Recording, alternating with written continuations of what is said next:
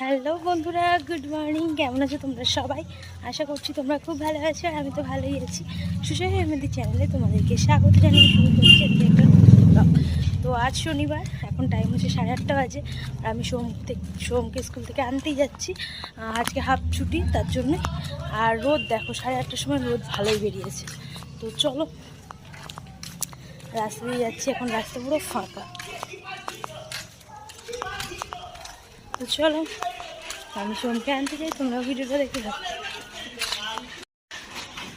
তো এখন যাচ্ছি রাস্তা দিয়ে, আর সামান্য রোদ হচ্ছে, আবার মেঘলা ওয়েদার হচ্ছে। তো এরকম অবস্থা রাস্তার, পুরো ফাঁকা, দু একজন মানুষ যাচ্ছে। তো যাই হোক, চলো সোমকে নিয়ে আসি।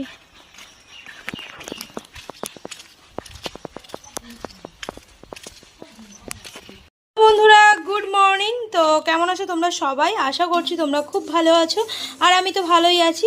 সুজয় হৈমন্তী চ্যানেলে তোমাদেরকে স্বাগত জানিয়ে শুরু করছি আজকে একটা নতুন ব্লগ। তো তোমরা দেখতে থাকো, আশা করছি ভিডিওটা ভালো লাগবে। তো আজকে আমি রান্নার জন্য একদম রান্নাঘরে চলে এসেছি, আর এখানে দেখো মুগ ডালটাকে ভেজে নিচ্ছি। তো বানাবো হচ্ছে ভেজ ডাল, তো তার জন্য মুগ ডালটাকে ভালো করে একদম ফ্রাই করে নিচ্ছি। আর এখানে সবজি হচ্ছে কেটে রেখেছি প্রচুর, দেখতেই পাচ্ছ। পেঁপে আছে, গাজর আছে, তারপর বটবটি আছে, আর বিনস হলে ভালো হতো, বিনস পাইনি, তার জন্য বটবটি, টমেটো।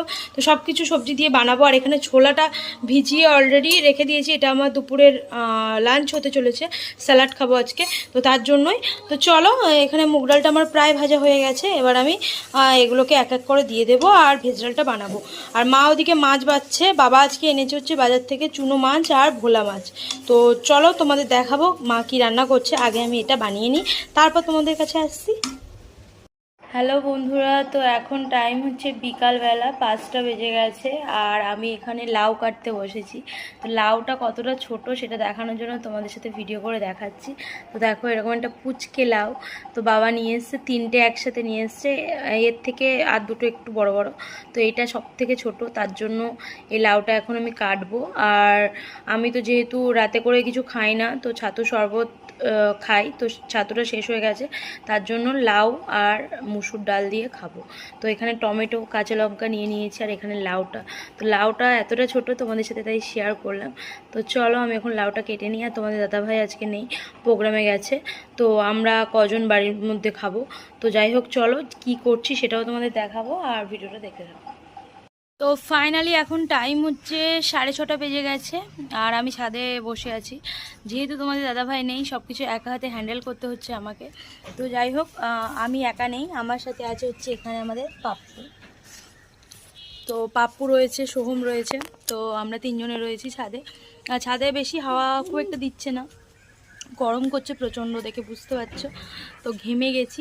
আর এখন বানাচ্ছিলাম হচ্ছে রাতের ডিনার, আমার ডিনারটা ন্যাচারালি তো বললাম তোমাদের ছাতু শরবত খাই, তো সেটা শেষ হয়ে গেছে, তার জন্য বানিয়েছি হচ্ছে লাউ ডাল। একদম বানানো কমপ্লিট, যখন রাতে আমি খাবো তখন তোমাদের সাথে শেয়ার করব। তো লাউ ডাল একটা খুব ভালো ওয়েট লস রেসিপি, অনেকেই খায়, আমি দেখেছি, শুনেওছি।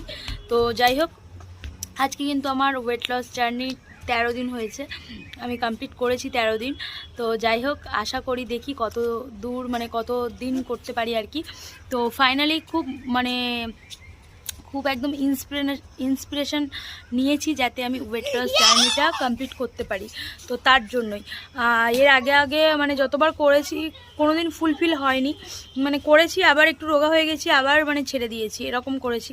কিন্তু আর কখনোই এরকম করব না, এবার পুরো মোটিভেট হয়ে গেছি, যাতে একদমই ওয়েট লসটা করি, যাতে আমাদের কি বলো তো, শরীর ফিট থাকতে হেল্প করে, আর আমাকে প্রচুর কাজ করতে হয়, তার জন্য আমার ফিট থাকাটা খুব জরুরি।